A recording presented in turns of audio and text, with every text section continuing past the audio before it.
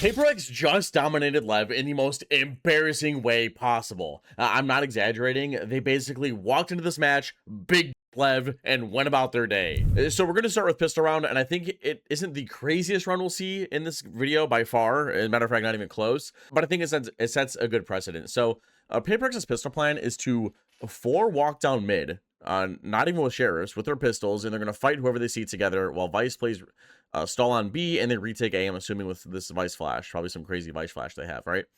That's not the crazy part, or the cool part, but it is kind of crazy. But the offense, in the meantime, have defaulted to A main. They grab the orb. Long story short, something gets info, sees that they're tiles. It kind of shifts the offense, or the defense, over to B.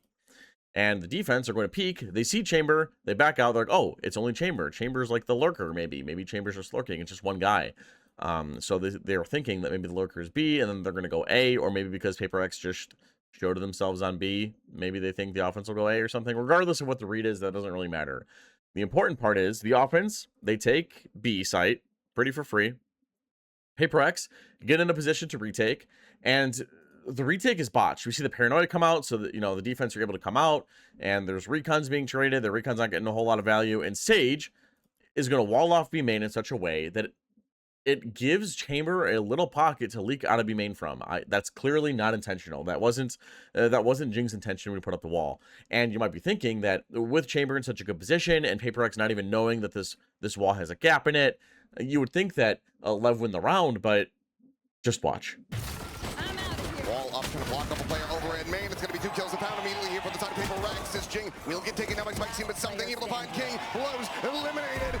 And now it's down to Neon, and he cannot find it. Now, how did PaperX win this retake? I genuinely don't know. I mean, they don't have a lot of utility to work with. I'm pretty sure that they just won their gunfights. And maybe you could argue that that Blows could be a little more aggressive, and him and Chamber could peek out and sort of pinch these guys with their team. But PaperX just hit their shots, and that's really it. Now, the thing that amazed me about this game is that PaperX really just didn't stop swinging. And you're going to see that in every round. It's going to look like one of your ranked matches, especially this one. So the defense are set up. PaperX are set up in a 1-3-1. They're obviously going to fight mid. But the way they do it is it's just funny. Their Sage is just swinging tiles. She gets tucked in. The offense block off the defense with their Blaze. Something flashes through. There's a recon. There's a Phoenix flash. And regardless, Sage makes a little noise that she's here, right? So LEV want to go punish this, right? So something takes a shot, flashes, swings, gets out.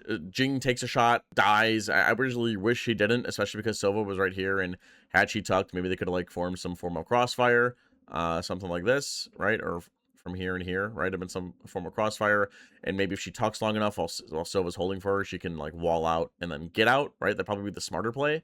But PaperX aren't about smart plays. They're about doing what feels right to them in the moment, which is usually fighting. And they have the aim. They're confident, right? And that's going to speak volumes in these next few seconds. So PaperX are in a 4 versus 4, and those usually favor the attackers because they can group up and go hit a site. Usually they'll be weaker because you want to spread out and make sure there's no gaps in your setups. But Envy doesn't want to be in a disadvantage. He doesn't want to be down a player. So he, as Sova, walks down mid and fights Neon and kills him. And he decided that he is going to go create the player advantage for himself. He walks down mid right into Chamber's crosshair. Neon is just taken away by the fact that a Sova of all players would do this, you know, not a Yoru with his second gate crash still.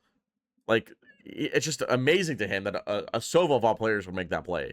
And there's still actually more to take from this round. So what do LEV do down 3 versus 4? The round isn't unwinnable. Obviously, they don't want to save. That's just not a good idea, and let PaperX's economy build up. So their plan is to try and sell an A fake with their run it back. And Sova, I'm assuming his recon dart comes back up soon, but these two are going to try and sell a fake together. Hopefully A gets left open and they have a good time, right? So they notice the walls here. So was prepping his recon, got that thing charged back. Phoenix ult goes in, runs it down, is getting tagged by the scan. The Phoenix ult dies, right? And if you look at the minimap, you can see that A has been left open. PaperX are completely convinced that it is B. They've left A, and I'm assuming that King heard these rotates and he is left, right? But the Phoenix is still here, so he lurks. Sato lurks, kills Envy. Forsaken lurks, and despite like most teams would just be like, oh, it was a fake, right? Like Yoru and Vice are clearly headed back towards A because by now, obviously Envy has called out that it is a fake. They would leave this Phoenix to die. Like forget this guy. We don't need to fight this guy. Let's just go retake A. There's not a lot of time left. Let's go flood in. But what Forsaken decides to do instead of running back with his team, he decides to continue this fight. He jump spots with the blind so he can aim it better, flashes, kill Sato, and then with 4 seconds left, Devi, I'm sorry, they get the plant off. With Devi, he creeps across heaven, he stays crouched so he can't be seen. And look at this retake you're about to see. Watch. Forsaken smokes top Jenny, teleports inside of it, right? Smokes top Jenny so that no one can really swing them from this generator position. Forsaken teleports inside of it while 1 HP, by the way. Like, Sato's calling out that this player is 1 HP. A king could just turn to the left and spam a little bit, and this guy would be dead. Obviously, they would know his position, or maybe, what's his name? Blows could spam instead, right? But instead, Forsaken swings out, kills one, and throws himself into the other person so that he can get traded. Like, the confidence and just pure aura, or whatever you want to call this shit, is just so cool to watch. And now, I don't want to just sit here and tell you that Paper X just aimed if LEV and confidence diffed them, and just that's all it really was, because there's actually like a lot of micro and macro, you know, a lot of cool things happening in the macro and micro that I want to show you guys. So this round, the offense and defense are fighting for A. There's the one way, there's a Sage Slow, there's a Phoenix Wall, and something uses that Phoenix Wall to make his way into Wine, right? He gets tagged, whatever. He fakes the TP, right? Sends out another gay crash, and is like, wait a minute, I could still hold a main. What if the offense thinks that I've left, right? Because of this, you know, obviously if you just get scanned by a recon dart, clearly you're going to leave. But what other agent can do this where he sends out his second gay crash? It's going to travel like mostly the way over towards mid, and he's able to sit here and hold a main because he, you know, jiggled back on, like he's back on the line now, right? And he could tuck back into cover and TP out, right? This is what a prime Yoru player looks like. Yoru's still good. He does this for like, what, 20 seconds? I skip forward. Yeah, about 20 seconds. So maybe like 15. He's back in mid. He realizes, look, nobody's A. I'm going to go stack B, right? I was holding A for the past 10, 20 seconds. I'm out of here. Paper X, they still have the Sage Wall, so later in the round, if the time, you know, advances lower, they could just Sage Wall this off. Like, they don't need to use it right now. They one-way this for the time being, because A main was so clear. By one-waying this off, it's going to force LEV to use utility to get back into the space, so the defense will hear them. And yeah, they just have the read. They know it's not A right now. Something's on his way to B, and just watch. Shut up and watch. So because they know that it's B, and it's not mid either, Sage is jiggling tiles, Omen is holding cat, everybody gets in positions. So Envy decides to go to backside, which is a pretty good spot to use your Soul Ulti from. He can laser up this lane if the offense are coming in. That's what he does, right? He tags 2. He tags a Neon, then the Phoenix. Phoenix goes down, and then watch Devi. Devi just punishes this piss-poor spacing. He Devi, while this execute is happening, is sitting on this ledge waiting for the offense to come in. He gets back. He's going to wait for this wall to drop, right? If the offense push their Neon wall, they're stupid because they're pushing a smoke dry. And once the wall drops, he pops his flash. He's holding the smoke. You see it better in the post round replay. I'll show you. In the post. 1, 2, 3. You just kill everybody. It wouldn't be a Paper X game if they didn't throw ecos, or at least make it close. So obviously LEV have to save, and against poor weaponry, you normally want to play back and play to your weapon advantage, right? Like maybe in heaven, or maybe kind of behind Jenny, or top mid, like pizza, these type of angles, so that you don't die to stingers and pistols. But that's not what Paper X do. They're not about that life. They're not about that secure win life. So they're, as you can see, they're gonna fight the offense head on. They know they're saving. We see the Sage Wall, we see an Omen smoke, and Neon spikes in, manages to slide across and just body slam Forsaken. And LEV just push their way through. They want that gun. They want to try and punish Paper X for making this aggressive play. Chamber accidentally picks up the Stinger, not the Vandal. Unlucky. Now, despite all this, Paper X in in the middle of the chaos, in the eye of the storm, they know how to calm themselves and like refocus and bring themselves back to win these types of moments. Like they succeed and are born and were raised in the chaos, right?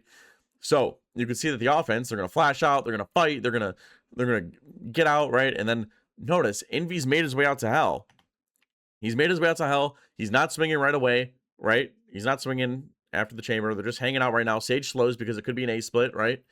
And Envy swings, Jing swings, they fight together, and despite, you know, fighting against the ecos, and I was freaking out in my watch party, telling them like why, yelling at them like why are they swinging? But long story short, Paper X ended up winning, but you even see Devi even blue balls Lev even longer or even harder because he's gonna like jiggle peek a little bit, try and get a little bit of info. And I'm screaming like, don't peek, don't peek. What are you doing? What are you doing? Just let something take next. Let something take next. And that's what ends up happening. But I don't know. Paper X must love raising everybody's blood pressure. So I know I'm telling you guys that Paper X love to just swing and it's an aim diff and it's a confidence diff, right? But it's really not. There's a lot of thought behind Paper X's game plans and like what they want to do in a round. Like here, this is actually the first time Envy has invested into an Odin, and he's going to get a lot of value out of it. So watch as the round starts. You're going to see something. He's going to bounce a flash off tiles. There's a Sage slow, and there's a recon. All of this is to trap the attackers into tiles. They want to trap them in here. And not only that, what you can't see is that in a second, Jing is going to spam into tiles as well. All of this is to set up. Well, first off, it's all set, it's all there, it all exists to one, protect the start, but two, make the offense think that tiles is safe to play in, right? Oh, there's like nothing happening. Jet's not dashing on us. What else could happen, right? Well, Envy is sitting on tiles. He's waiting, like he's letting the Phantom and the offense get comfortable. Like all the offense are like, oh, it's just a Phantom, right? It's nothing crazy. And then Odin just barrels through them, finds the first blood. That's pretty awesome. So it's a pretty creative way to find a first blood than you typically would, right?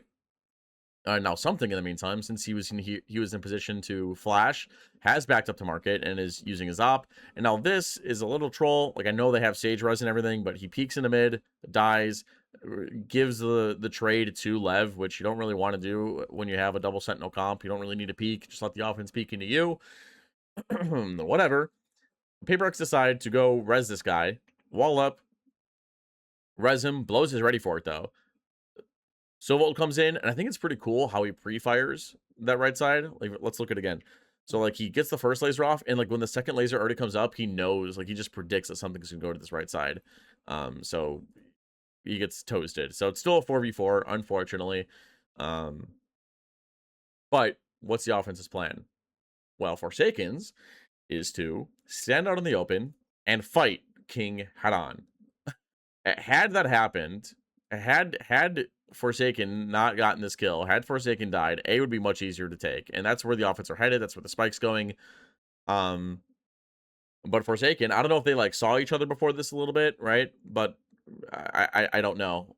Forsaken is just out in the middle of the open cosplaying his chamber or Jet, and he gets the kill. So the offense end up going to A eventually, and Forsaken clears out B main with results. The walls go in, and you're gonna see that Envy just mows everybody down. It's a massacre. So Lev has to take a timeout. Obviously, Paper X are snowballing out of control, and they just have all the momentum. They got to take a timeout. So, what's the plan coming out of Lev's timeout? Well, they want to sell a fake, and to do so, as you can see, if you look at the map, Omen just flashed this. We're gonna neon wall. A silver recon is gonna land back here eventually. It's gonna be a whole song and dance. So yeah, like I said, neon goes up. She's sprinting around, making a bunch of noise. There's smoke market. We peek and bait off the wall, but that's all negated when something walks out of market with an op pointed at main. I mean, he has a gate crash going towards site, but I feel like this is really risky. Regardless, he's calling out how he doesn't see anybody. So his teammates are like, yo, or his team is like, yo, don't rotate, just hold your ground on A, right? It's a fake. It's just crazy that he does this. And just watch what happens.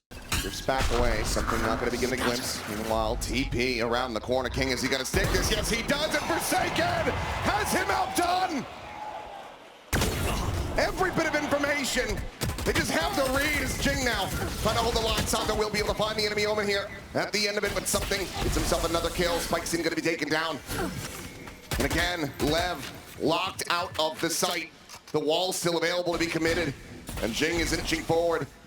I'd suspect for just that. Creates another off angle. Sato trying to swing and to find anything. Will just find death to buy. Hey, now, I'm not just going to sit here and tell you that Paper X are just aim diffing him. The confidence is like their confidence is carrying them or whatever, because Lev did make their fair share of mistakes.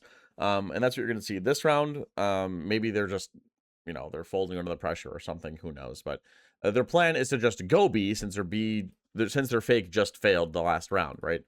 This round's going to start. The offense are going to walk up and they're going to swing behind their Phoenix Flash this time and save their Omen Flash for something else. So we see the Phoenix Flash, everyone's running it down. We got Phoenix running it, we got Neon ulted running it down, having a good time. And you're going to see, we have the stun, we have the smoke, we have the Neon wall. She's going to bait out the Vice wall. The Vice wall is going to get out, and you're going to see this dart land on the tree. Now, when you're a duelist, you really want to make sure that your teammates are setting up for success. That could be waiting for flashes to pop, waiting for dogs to clear areas, waiting for recons or scans to like clear areas, right? Going before all that or without that utility leads to hairy situations. So you're going to see here, it's going to be hard to tell. Maybe I can slow it down a little bit. Neon's going to turn the corner, right? She's going to see Sova and she's going to see Yoru backside, right? And if she just waits a couple extra seconds, right, it would have seen Vice as well. And maybe Neon wouldn't feel so good to commit to this fight, because I know he's like not really committing, and this is like really hard to do like in slow motion. But like if you're a duelist, right, and you are running in, you're sliding in, and you see like if the scan is already hitting Sova, and then you see Yoru, I promise you he's not taking this fight. He's not. It's just not a good fight you want to take. It's a high-low, and Odin spamming you through a paper-thin wall potentially, and the Neon laser drops off to range. He's not taking that fight. So because their entry dies, their execute is just stalled that much longer, right? The offense now have to wait for the wall to go down, and then Vice is popping her ulti. They gotta wait for the drone, and this gives time for players like Envy to just swing out with an Odin, especially because he knows the offense are going to be running away from this Vice ult. They can't shoot back. It's physically impossible. They have to run away. So he swings out. Obviously, gets traded, but now it's too late. It's cooked. They've bought enough time for the defense to come in, and then they just got this beautiful triple flash play, and that's the thing I love about Paper Rex is that they play together. It's like watching a group of friends play. Look, you got the Omen Paranoia you're gonna see come in a second. You're gonna see Something's Flash, and you're gonna see Device Flash all pop at the same exact time. I'll even slow it down again for you. You're gonna see all three of these pop at the same exact time. There's the Omen Paranoia. He just threw the flash. There's the Vice Flash. The defense now feel comfortable to come out and retake the site. Just it's like watching a master cook like make his favorite dish, dude. It is awesome to watch. Lever on another half buy, or you can call it a save. But you know what that means? More Paper X swinging. So the offense's plan is to default around the map, starting in a 1-3-1. Find some info, make a play. Jing decides to go into the offense's cat smoke. Again, they're on an eco, by the way, and try to find some form of spam kill with a full Sage kit, by the way, like full Sage util. Probably don't want to be doing that. Double Senti comp, Yoru op. I mean, you have so many things going for you that the offense have to come and try and get out of you, where I don't know why you would make some sort of play like this or even risk you dying in the situation. But it's Paper X, whatever. So the smoke fades, and then things are about to get hairy quick.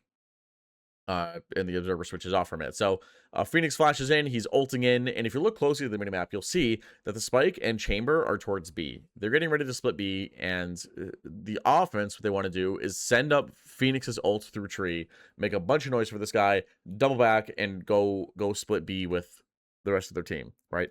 But you're going to see that in B main, something gets an op kill on Neon, but you'll see that Sato gets a kill on Forsaken. So the offense feel like, okay, maybe A is the easier route to take. And obviously the defense want to protect the guns. You see Sage bouncing around the Sage wall, and Vice is there too, and they're all trying to fight for it. But again, you don't really want to overcommit to ecos. That's how rounds like this happen. It's a 3 versus 3, and it's it started to become like a 50-50 round. You know, LEV are going to be able to pick up some weapons, and things are getting a little hairy. So something decides to do something about it, hops into his dimensional drift, and this Yoru ult is going to allow Devi to jump out of heaven with 2 people on site and do this. Sprinting down, scouting them all out. Scissor up in and Devi! From off heaven just comes away with 2! King now recovering an Odin, yes, but the spike is stranded at the back of Jen. No ult to pick this up. Just gonna go run around, trip the wall, try to see if he can trip Paper Rex 30 up, but seconds left. they know what they need to do here. Just gonna hold the crossfire. Just don't give him the free 1v1. Does scoop up the Odin. Shadows traveling.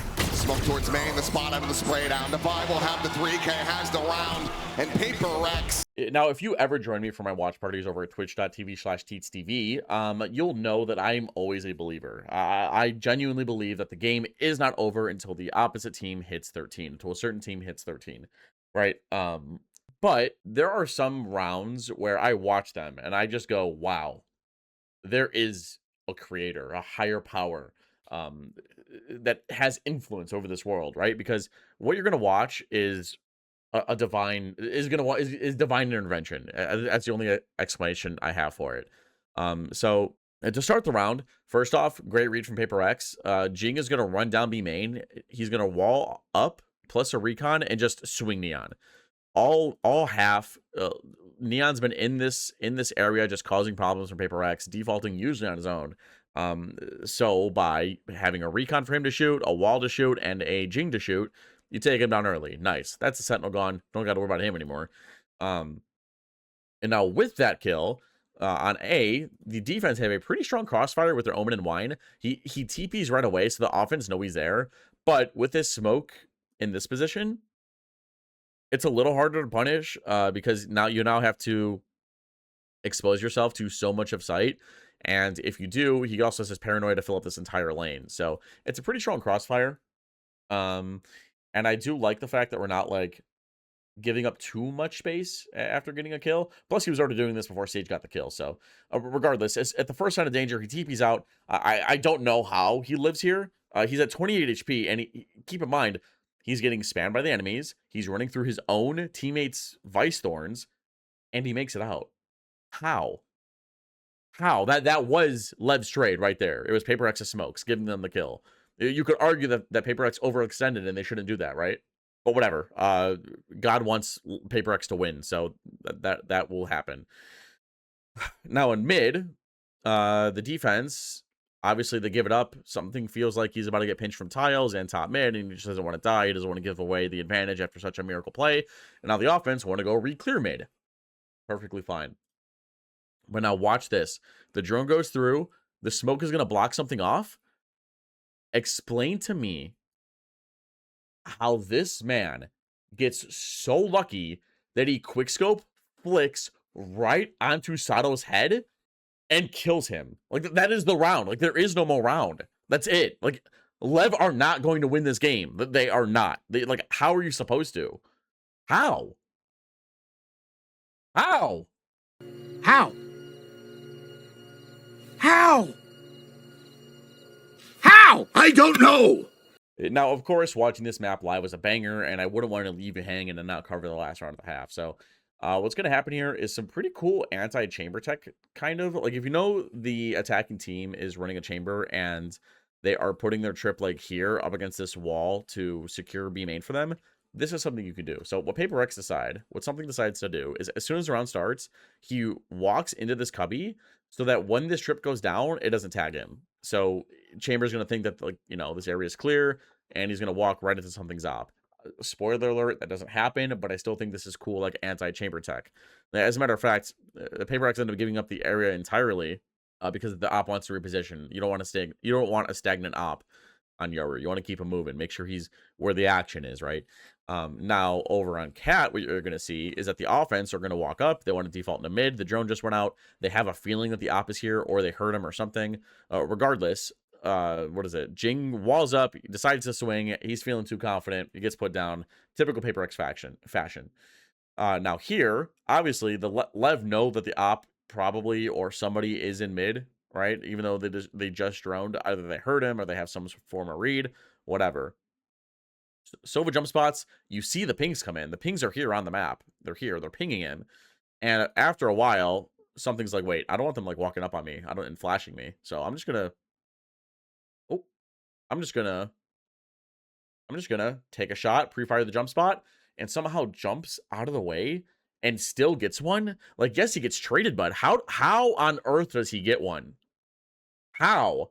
And it's not even over yet. The offense decide, okay, let's go split A. Let's go split A. Let's go split A. Sage is dead. That's nice. Sage and Vice probably aren't playing the same site. You want to spread out your stopping power across the whole map. So let's go split A. What's wrong with that?